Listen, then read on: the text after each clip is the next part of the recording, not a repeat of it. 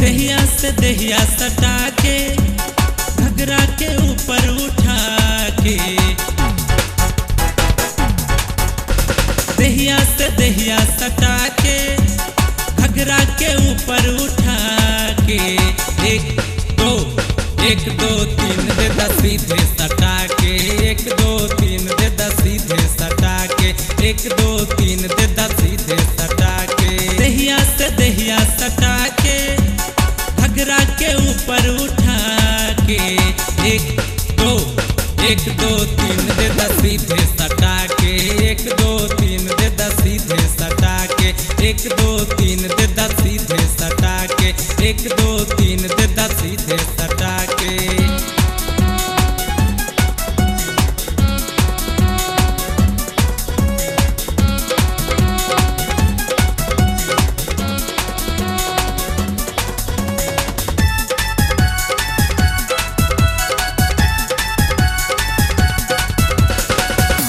केहू जे देखी त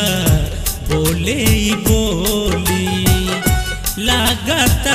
बही मार दी है गोली। केहू जे देखी त बोले बोली, लागत बही मार दी है गोली। चोली के ऊपर उठा के अखिया के तनका दबा के, एक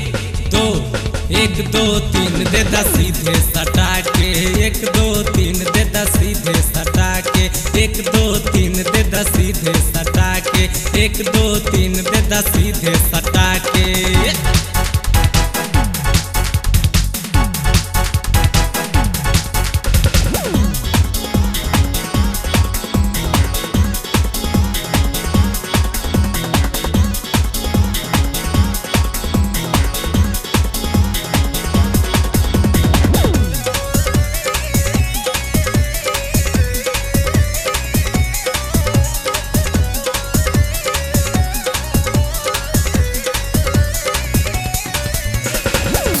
कब नोई फैसन बा लौकत सीधा, गौआ के लइका सब हो गइले फीदा। कब नोई फैसन बा लौकत सीधा, गौआ के लइका सब हो गइले फीदा।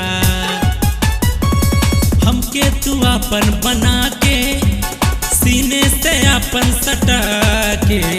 एक दो तीन दे दा सीधे सटा के, एक दो तीन दे दा सीधे सटा के, एक दो तीन दे दा सीधे सटा के, एक दो तीन दे दा सीधे सटा के।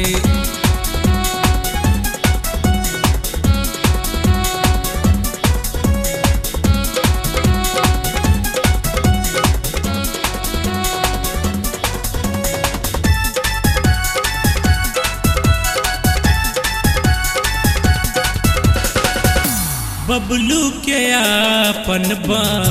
नाली हिले जोड़ी, कम नहीं बाटे गोरकी छोड़ी।